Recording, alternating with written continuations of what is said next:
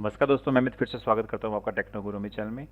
Web development की series के अंदर जो HTML की क्लासेस चल रही है उसमें आज हम करेंगे HTML के अंदर एंटिटीज और आई फ्रेम, इन दोनों के बारे में करेंगे कि एंटिटीज क्या होता है, आई फ्रेम कैसे यूज करते हैं।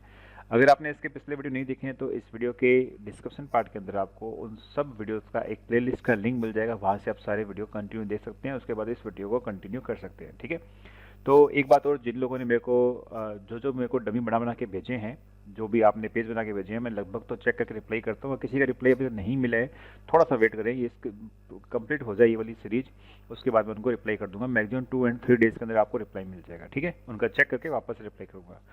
तो स्टार्ट करते हैं HTML एंटिटीज और आई फ्रेम। तो सबसे पहले बात करते हैं एंटिटीज़ के लिए। तो उसके लिए मैंने देखो आपको एंटिटीज़ और आई फ्रेम के लिए मैंने ये एक पूरी शीट बना दिया, HTML का पेज तैयार कर दिया है, इसको सेवेज किया है मैंने, सेवेज किया है, उसका नाम दिया मैंने HTML एंटिटीज़ आई फ्रेम, और ये मैंने टाइटल के अंदर भी दे दिया। तो पहले वे चेक कर लेते हैं क्या ये हमारा रन हो रहा है नहीं हो रहा। तो मैंने जब इसको चेक करने के लिए तब अपने जाएंगे यहाँ पर, तो ये देखिए रन हो रहा है, ऊपर नाम आ रहा है HTML एंटिटीज़ आई फ्रेम। ठीक है, इसका मतलब हमारा ये प्रॉपर रन हो रहा है। अब इसको बात करते हैं इसको कि सबसे पहले एंटिटीज क्या होता है और आई फ्रेम क्या होता है, इन दोनों के बारे में बात करते हैं। तो देखिए सबसे पहले बात करते हैं एंटिटीज की। तो एंटिटीज क्या होती है, देखो इसके लिए आपको एग्जांपल बताता हूँ मैं आपको।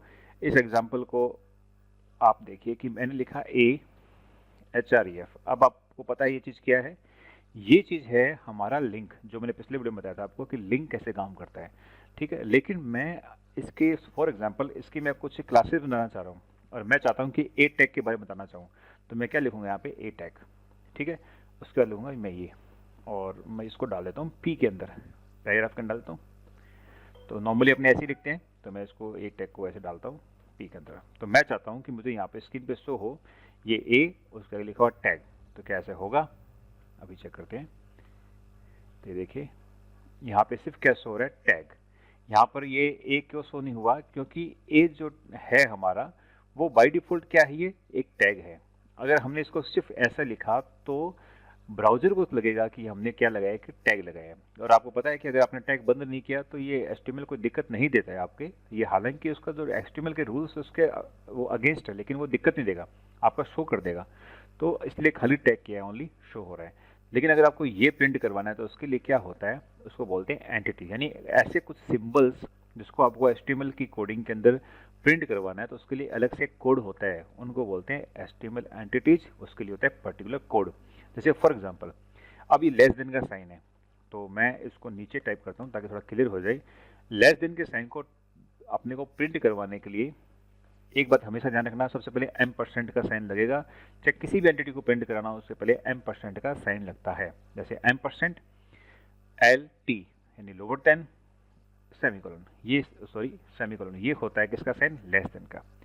तो मैं जब इसको सेव करूंगा और वापस से यहाँ पर जाकर करूंगा तो ये देखिए आ गया, क्लियर, लेस देन आ गया।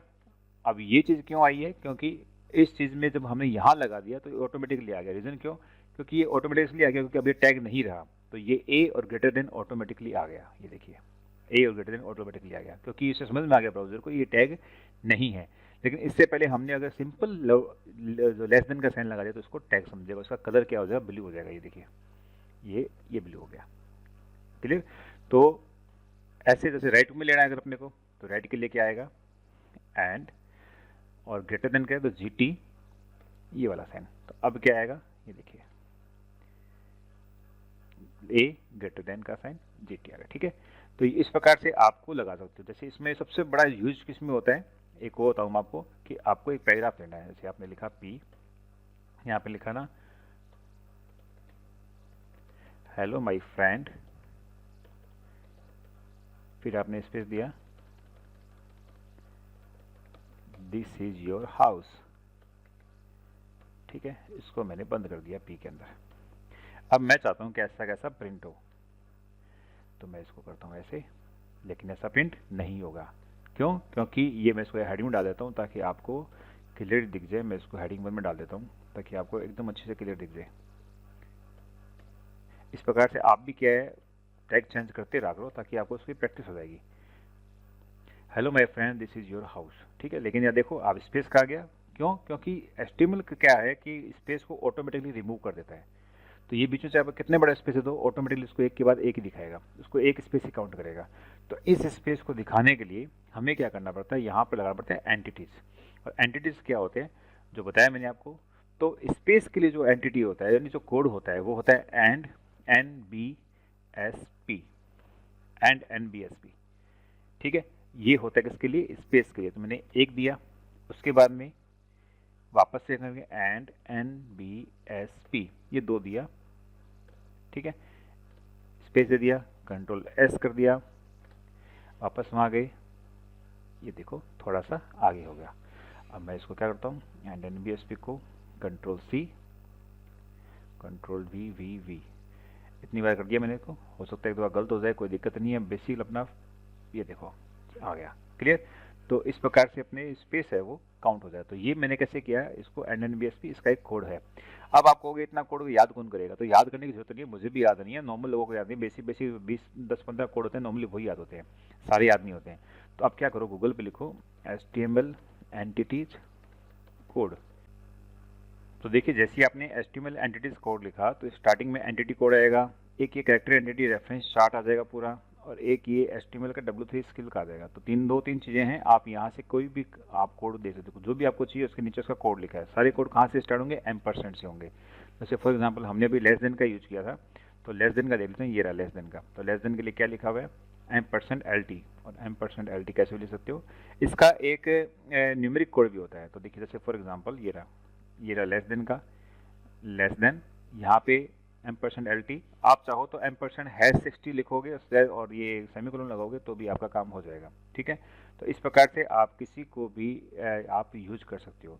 नॉर्मली ये जो स्पेस लगाने के लिए होता है तो वो मैंने एंड NBSC बताया, लेकिन सबके बाद में सेमीकोलन लगाना होता है। तो आप ये ध्यान रखना, सेमीकोलन लगा देना, मैंने उसमें नहीं लगाया तो कि मेरी प्रैक्टिस में नहीं है इसको लगाना, तो आप भी ध्यान रखना इसकी सेमीकोलन लगा देना, सबके बाद में सेमीकोलन लगता है, क्लियर रखना इसको। ठीक है, तो मैंने इसमें वापस लगा देता हूँ आपके सामने। तो इस प्रकार से किसी भी एंटिटीज़ को आप यूज कर सकते हो। तो इस प्रकार से कोई भी चीज़ को आप प्रिंट कर सकते हो, डायरेक्ट प्रिंट करोगे तो दिक्कत आएगी, क्लियर। अब बात करते हैं आई फ्रेम के बारे में। तो इसको तो मैं हटाता हूँ एक बार यहाँ से, इस चीज़ को हमने हटा दिया। अब चलते हैं आई फ्रेम के बारे में। आई फ्रेम क्या होता है, आई फ्रेम दोस्तों होता है कि देखो आप इंटरनेट से कोई चीज़ है अपनी वेबसाइट पर दिखाना चाहते हो, तो एक उसके लिए अलग से बॉक्स बनाओगे। उस बॉक्स के अंदर इंटरनेट की कोई वेबसाइट या कंटेंट आप दिखाना चाहो जो HTML फॉर्मेट में है, उसके लिए आपको चाहिए आई फ्रेम। तो मैं फिलहाल एक बार इसको सेव करता हूँ और अपनी बार वापस चलते हैं यहाँ पर। तो ये देखो हमारा पेज क्या है, खाली हो गया। तो अब मैं यहाँ पर क्या करता हूँ, वापस से एक पी लेता हूँ, इसमें लेता हूँ मैं एक H1, जिसके अंदर लिखते हैं this is all about I frame. इस पहले तो मैं H1 को बंद करूंगा, उसके बाद उसको बंद करूंगा, P को बंद करूंगा, कंट्रोल S, और यहाँ पे करेंगे तो this is all about I frame. अब मैं यहाँ पे एक आई फ्रेम लगाना चाहता हूँ, मैं चाहता हूँ कि मेरी वेबसाइट यहाँ पर शो हो। आपने देखा होगा कई जगह पे गूगल या फिर किसी की वेबसाइट यहाँ पे शो होती है, तो वो कैसे लगाते हैं, उसके लिए हमें क्या करना पड़ेगा, एक आई फ्रेम लगाना पड़ेगा। तो मैंने फॉर एग्जाम्पल लिख दिया P, यहाँ पे लिखा मैंने आई फ्रेम। आई फ्रेम ये कंटेनर टैग है, मतलब ये स्टार्ट भी होगा और बंद भी होगा। तो पहले इसको स्टार्ट और बंद कर लेते हैं, आई फ्रेम। अब जैसे आपने इमेज टैग यूज किया था, तो इमेज में क्या किया था आपने, SRC यूज, IMG ऐसे किया था आपने, वापस लिख के देता हूँ ताकि आपका रिकॉल हो जाएगा, IMG SRC, याद है, इस प्रकार से आपने किया था। तो सेम वैसा वैसा ये टैग है, बस फर्क इतना, ये कंटेनर टैग है, इसमें ओपन भी होगा और ये क्लोज भी होगा। तो यहाँ पर लिखते हैं SRC। ठीक है, अब यहाँ पर जो भी आपको एब्सोल्यूट लिंक देना है, दो लिंक बताई थी, एक तो पूरा एब्सोल्यूट लिंक, एक रिलेटिव लिंक। पहले एब्सोल्यूट लिंक देते हैं, जैसे फॉर एग्जांपल मुझे अपनी वेबसाइट चलानी है यहाँ पर, https://www.technoguruamit.com, और मैंने इसको बंद कर दिया।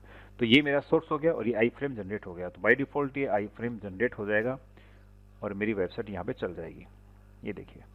ठीक है, ये आई फ्रेम मेरा वेबसाइट यहाँ पे चल जाए, मैं वेबसाइट यहाँ से ऑपरेट कर सकता हूँ। साइज इसका जो पूरा इसका डिजाइनिंग है, लुक वगैरह है, वो हम बाद में CSS में करेंगे इसको अच्छे से। थोड़ा सा मैं इसको चेंज करता हूँ, विड्थ चेंज करता हूँ।